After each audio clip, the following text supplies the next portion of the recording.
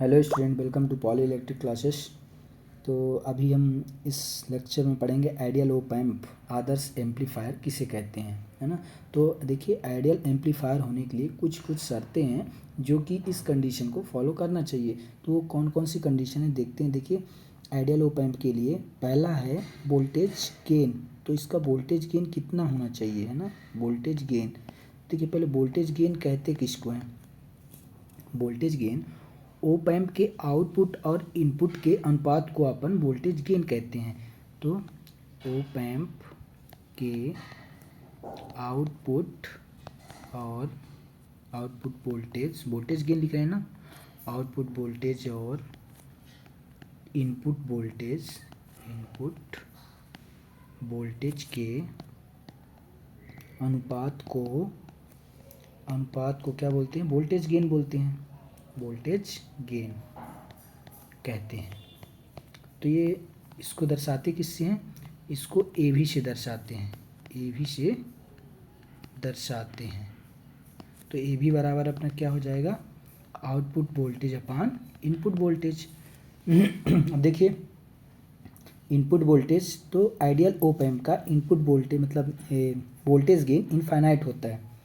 यही शर्त है इसकी कि आइडियल ओप एम्प मतलब आइडियल एम्पलीफायर का आउट वोल्टेज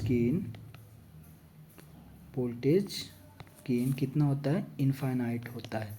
पहली शर्त ये हो गई कि इसका वोल्टेज गेन कितना होता है, इनफाइनाइट होता है। दूसरा, इनपुट इम्पीडेंस, अच्छा इम्पीडेंस रेजिस्टेंस के ही बराबर मानना है ना। हाँ, तो input impedance, ideal op amp का इनपुट इम्पीडेंस बहुत ज़्यादा होता है, जिससे क्या करता है, करंट को अंदर फ्लो नहीं होने देता। तो अपन क्या लिखेंगे, आइडियल ओप एम्प का एम्पलीफायर ये है ना, इसको एम्पलीफायर लिखना ओप एम्प को। आइडियल ओप एम्प का इनपुट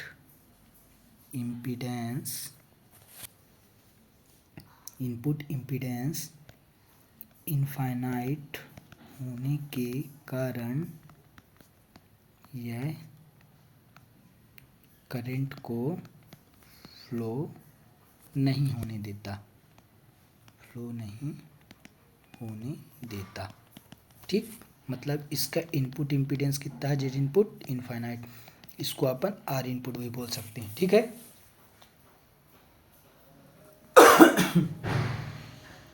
ठीक है, अब देखिए, इसके बाद एक इनपुट इम्पीडेंस हो गया। अब तीसरा होगा आउटपुट इम्पीडेंस।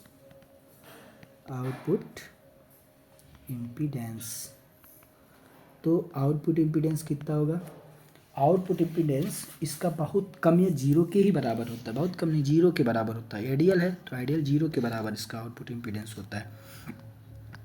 तो आइडियल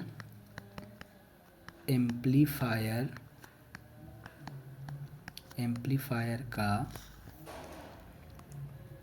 आउटपुट इम्पीडेंस जीरो होता है ना। तो इससे क्या होगा, जिससे ओप एम्प में वोल्टेज समान होते हैं आउटपुट में, है ना, ओप एम्प के आउटपुट में ऐसे लिखना, जिससे ओप एम्प के आउटपुट समान वोल्टेज के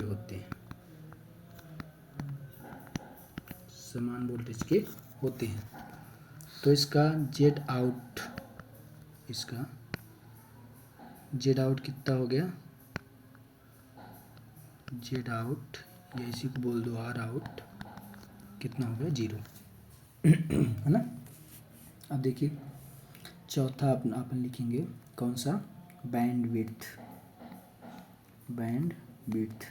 अच्छा, बैंड विड्थ एक फ्रीक्वेंसी की रेंज होती है ना। तो इसको लिखिए बैंड विड्थ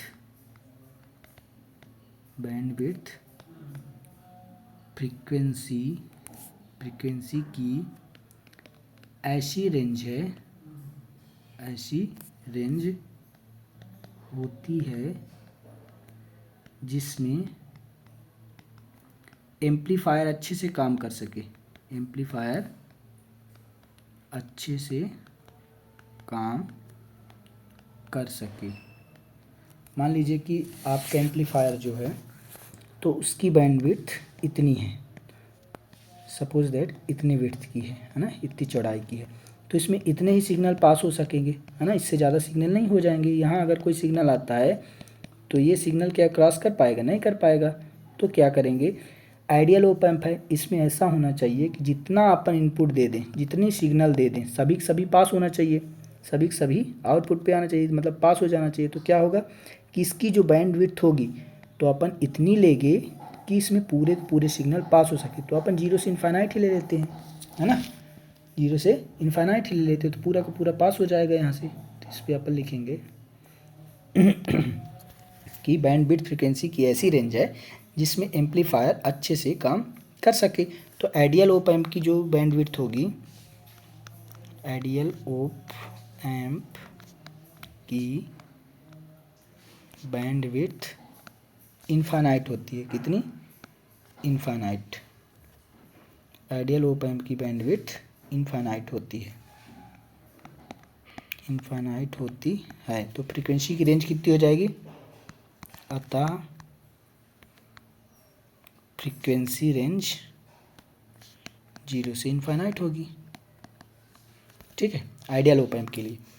अब फिफ्थ पॉइंट अपन लिखेंगे common mode rejection ratio. Common mode rejection ratio ये क्या होता है, CMRR, CMRR। ठीक है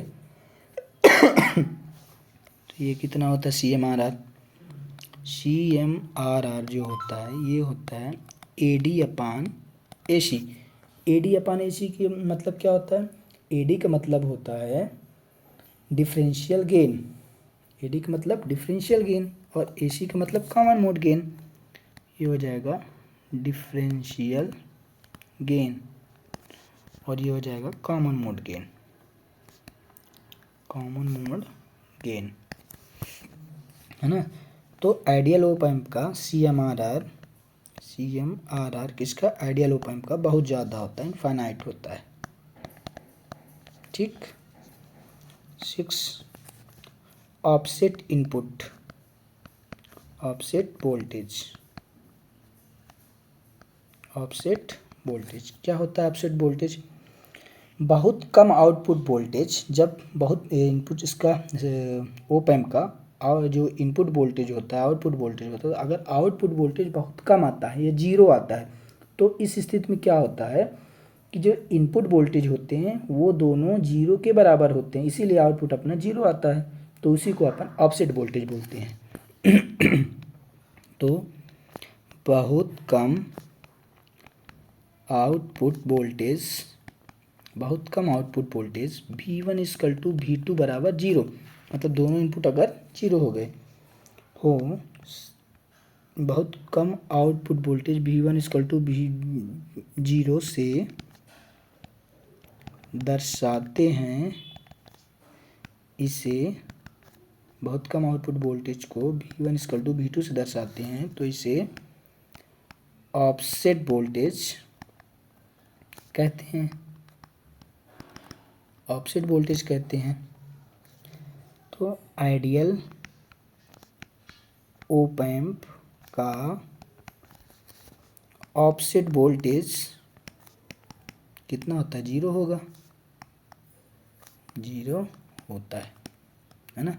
तो आइडियल ऑप एम्प देखिए इतना है, आइडियल एम्पलीफायर इतना है, आदर्श एम्पलीफायर। अब इसके रिगार्डिंग अपन प्रैक्टिकल एम्पलीफायर भी पढ़ेंगे, है ना। तो देखिए क्वेश्चन में क्या आएगा कि आदर्श एम्पलीफायर को क्या होता है समझाइए।